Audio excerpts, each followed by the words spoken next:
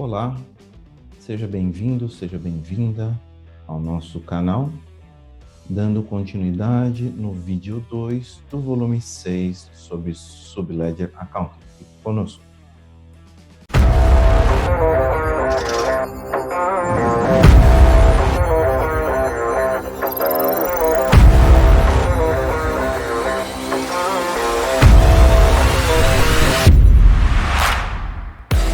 Ei pessoal, bem-vindos ao nosso canal. Antes de começar, não se esqueçam de se inscrever, bater o martelo no sininho de notificações e dar aquele like matador. Compartilhem com seus amigos, vai ser lit. Só uma coisa importante, essa apresentação é só para fins educacionais, não tentando substituir a opinião de um profissional. Vamos lá, bora assistir! Olá, seja muito bem-vindo. Para quem ainda não me conhece, sou Daniel. Nessa sessão, ou nessa série, a gente está tratando sobre Subledger Accounting.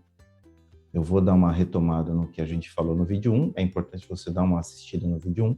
Vai estar por aqui o card do vídeo 1 para dar sequência aqui no vídeo 2, tá bom?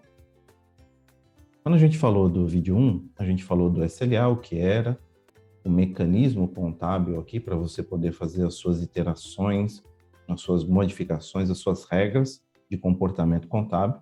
E a gente entrou aqui em alguns tópicos. Eu vou repassar alguns tópicos e complementar outros, tá bom? O primeiro que a gente viu aqui foi o Subledger Application. Para a gente lembrar, eu estou detalhando aqui nos slides anteriores, depois eu disponibilizo isso aqui também, as tarefas, tá? Ressalva número 1. A gente tem o Subledger Accounting que funciona para financials, mas quando a gente está falando de procurement, a gente tem um cara aqui que é similar, lembra, mas não é a mesma coisa. É o Transaction Accounting Builder, tá? Então, eu tenho eles aqui.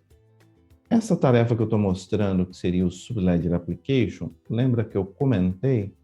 Ela mostra os eventos passíveis de utilização. Eu vou entrar na aplicação aqui. Ó, eu deixei aqui para pesquisar e, por exemplo, ó, Subledger Application. Vou no contas a pagar. Esse cara aqui, ó. Poderia ser qualquer um, tá? O que ele está mostrando aqui? Ele está mostrando o seguinte. Primeiro, a que módulo ele pertence. Segundo, ele está mostrando aqui embaixo quais são os eventos passíveis. O evento, toda e qualquer transação que você for fazer no módulo, ela gera um evento que, por consequência, vai gerar um roteiro contábil. Então, esse evento, vou te dar um exemplo aqui, ó. Ele é dividido em 2 blocos. Tudo que você fizer que não envolva pagamento, ele cai no primeiro bloco, chama invoices. Tudo que você fizer que envolva pagamento, cai no segundo bloco. Então, quem está contido no primeiro bloco? Dá uma olhada aqui, ó. Aviso de crédito, aviso de débito, reembolso de despesa, nota fiscal normal, adiantamento, aplicação de adiantamento e outros documentos, né? Porque eu tenho invoices e standard invoice. Então, esses caras aqui são passíveis deste primeiro bloco de eventos chamado invoices. E se você for desdobrando aqui, né? For abrindo, ó. Deixa eu abrir mais. Eu tenho, tá vendo, ó? Ajuste do crédito, cancelamento, validação. Então, esses eventos todos, eles acabam por gerar o efeito contábil. Então, eu quero... o cliente me pediu para fazer uma modificação baseado na contabilização da provisão da nota fiscal. Esse evento, ele está dentro de invoices, e dependendo do que você estiver fazendo, ele pode estar aqui como invoice validate ou standard invoice, aí dependendo do que você for fazer aqui, né? Ó, validate. Tá? Então, todos aqueles eventos que acontecem, todas aquelas contabilizações que acontecem, elas são decorrentes deste mapeamento. Esse mapeamento é core do produto. Então, você vai acabar encontrando eles por aqui. E até ter certeza daquilo que você precisa fazer, né? Se você for desmembrando aqui, olhando outros tipos de detalhe, ó, você consegue ver também algumas identificações. Por exemplo, o cliente pediu para colocar o nome do fornecedor na descrição do lançamento contábil quando a nota for do contas a pagar. Eu vou ter essa informação baseado no que a gente está vendo aqui, ó, em Credit Memo, sim, tá vendo? Ó, Party Name, Party Name. Então, eu sei que Party Name é o nome do fornecedor. Mas eu não quero no crédito. Então, vamos lá para Standard. Ó, Party Name. Eu tenho aqui para Invoice, sim, eu tenho também, tá? Então, eu tenho esse tipo de informação. Esse é um cara que vai me ajudar a ter este termômetro. Não é o único local, mas ele vai me ajudar a ter esse termômetro de rastreabilidade do que é passível de ser utilizado ali na minha mecânica, perfeito? Então, esse é o primeiro ponto. O mesmo se aplicaria aqui no Transaction Accounting Build.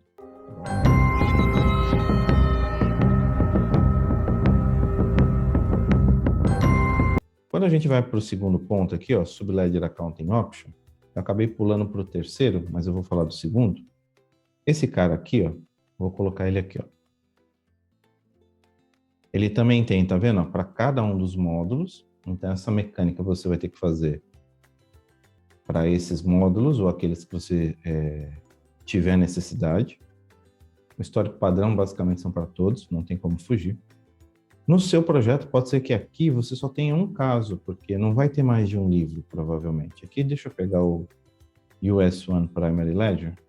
Esse aqui é o Primary Ledger. Esse é o padrão que vem nessa Vision aqui. Então, eu tenho aqui, ó, Subledger Accounting Option. Aqui está vindo todo mundo que pertence a esse ledger.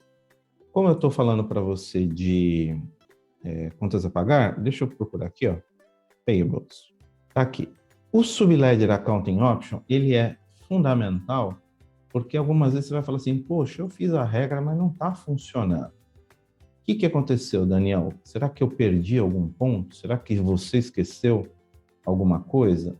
Então, essas opções que estão no Subledger, a mais importante para quem for mexer com o SLA está aqui dentro desse Accounting Option. Por quê? Dá uma olhada aqui na canetinha, ó.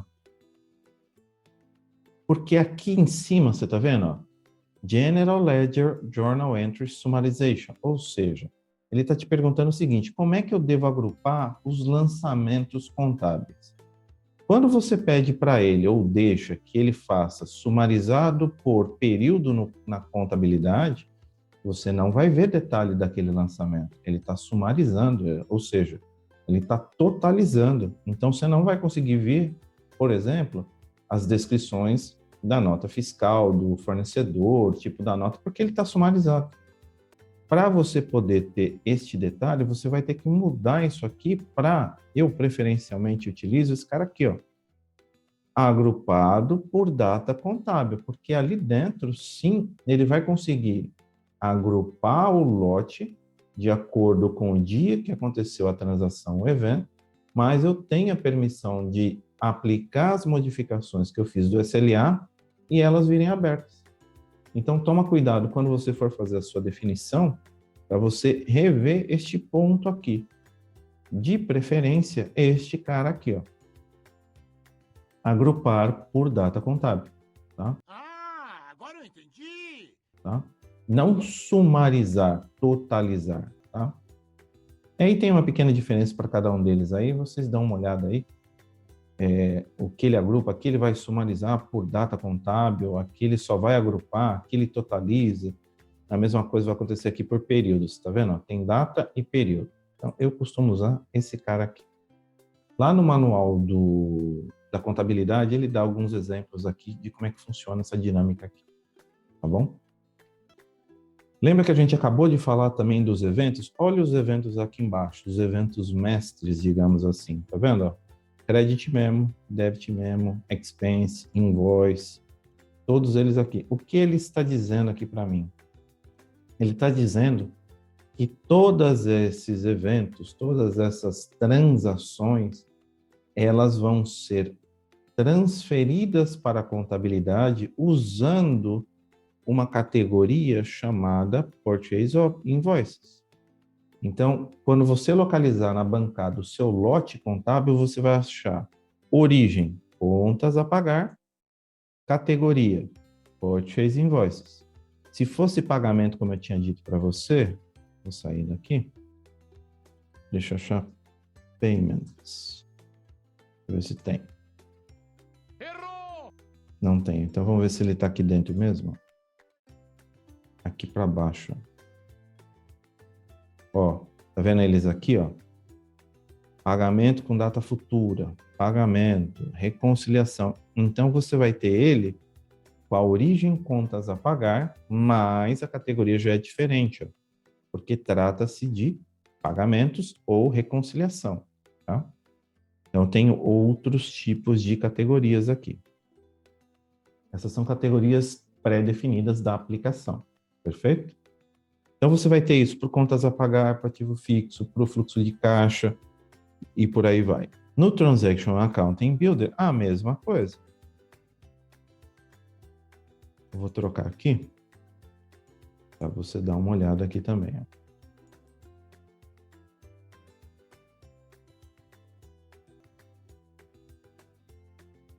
Olha lá. Ó. Esse cara aqui. Aqui a mesma coisa. Deixa eu ver se eu acho que US... Ó, US Primary Ledger.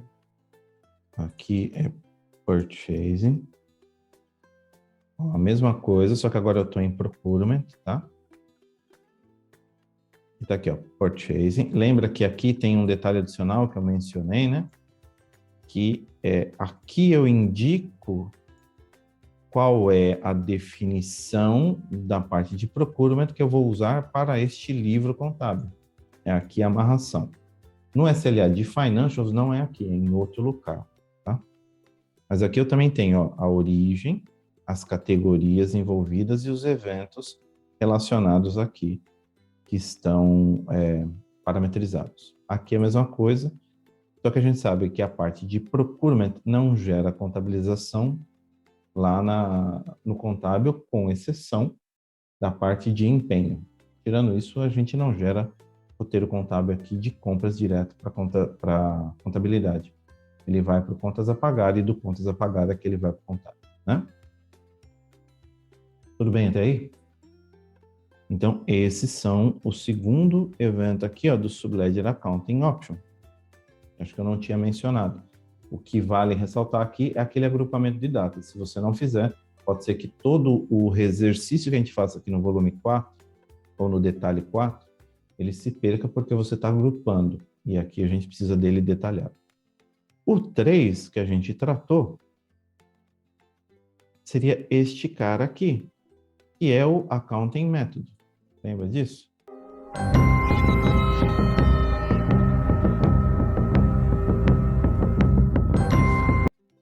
Então, deixa eu voltar aqui na aplicação. Esse aqui, falando especificamente de finanças, tem a amarração do método que você está criando para que ele tenha o efeito. Lembra que eu mostrei no Ledger, né? Você tem a amarração lá no Ledger, a definição. Vamos abrir ele aqui, ó. Aqui provavelmente você não vai ter tudo isso aqui. Você vai criar uma cópia. Lembra daquele cara chamado... Deixa eu achar ele aqui, ó. Standard. Lembra que vem 4 caras aqui, né? Dá uma olhada lá no vídeo 1. Vai vir Standard Accrual. Olha aqui, ó. Lembra que vem Standard Accrual for China, Standard Accrual with Encumbrance, que é a parte de empenho, a parte de orçamento, e vem mais um que é US alguma coisa. O que a gente costuma fazer? Marca este cara, gera uma cópia, como todas essas pessoas aqui fizeram, geraram uma cópia, por exemplo, aqui, Spend Accrual. Ele tem que ser diferente de Oracle aqui, né? Ó, senão você não consegue modificar. E aqui dentro, na canetinha, você vai fazer as amarrações aqui. Você vai fazer as amarrações relacionadas ao que você modificou do SLA. Aqui, ó. Você vai fazer as alterações aqui, de acordo com um módulo, né? Ó, eu tenho vários aqui, ó. Contas a pagar, a parte de custo, ativo fixo, contas a receber, etc. Nós vamos fazer um exercício aqui, eu vou te mostrar aqui, mas só para você frisar, provavelmente nós vamos mexer nesse cara aqui, ó. Nós vamos remover esse, que é o padrão, e vamos colocar o nosso. o nosso personalizado. Com isso, esse cara aqui ele precisa estar ativo, ó. Senão não vai funcionar. Mas tudo isso nós vamos fazer com calma, pode ficar tranquilo. Aí, te mostrando esses passos. Tudo bem? A mesma coisa vai acontecer aqui, ó. Lembra que eu mostrei, né? Ó. Aqui em Specify Ledger Option, você tem a amarração do método do SLA com o livro contábil. Isso acontece aqui na parte do Transaction Accounting Build. Depois disso, para cada módulo, você vai criar o seu próprio SLA. E é esse cara aqui, ó. Então, no contas a pagar, você vai ter um, no contas a receber, você vai ter outro, ativo fixo, por aí vai. A mesma coisa vai acontecer aqui, ó. Por isso que eu coloquei aqui, ó, a associação do SLA / Transaction Accounting Builder, no roxo, e no azul, criação das definições e métodos do SLA. Perfeito? O que vai faltar para a gente entrar aqui, eu vou deixar para o próximo volume. Vai faltar aqui o Journal Entry Rule Sets. Este cara aqui, ele basicamente será o coração aqui, ó. Deixa eu descer aqui para você ver. Vou subir nesse caso. Ele vai ter várias opções aqui, desde, vamos colocar aqui, ó. Desde fórmulas, atributos, essa linha aqui, a parte de descrição, o mapeamento, essas regras. Nós vamos falar de origem também. Então, o coração vai ser esse cara. É importante você prestar atenção no vídeo 1, nesse vídeo 2, que eu estou fazendo aqui com você, e provavelmente os próximos, talvez 2 vídeos, porque tudo isso, além de você aprender como mexe no SLA, vai ser base para você entender também o Accounting Hub. Eu quero aproveitar essa sessão e te dar o embasamento, porque aí eu consigo te ensinar o SLA e consigo te ensinar o Accounting Hub, porque muito do que eu estou te passando aqui é usado no Accounting Hub. E aí você vai entender o que é o Accounting Hub, como é que ele funciona, como você pode parametrizar, etc. Mas com base nessas informações e pequenos complementos que eu vou te passar quando a gente for falar de Accounting Hub, tá bom? Para não deixar o vídeo muito extenso, estou tentando me policiar aqui, eu paro aqui e na próxima sessão a gente vai falar sobre esses detalhes aqui e a utilização de cada um deles. Fique tranquilo que eu vou fazer um exemplo com você aqui para você entender certinho como é que funciona, tá bom? Se você não é inscrito no canal, se inscreva. Se você quer dar aquela força para o canal e não quer contribuir financeiramente, dá aquele like, compartilha nas suas redes sociais. E se você quer me pagar um café, tem aqui embaixo as descrições das nossas criptomoedas que a gente usa para essa finalidade, tá bom? Nos vemos no próximo vídeo. Obrigado a todos. Um abraço. Fui.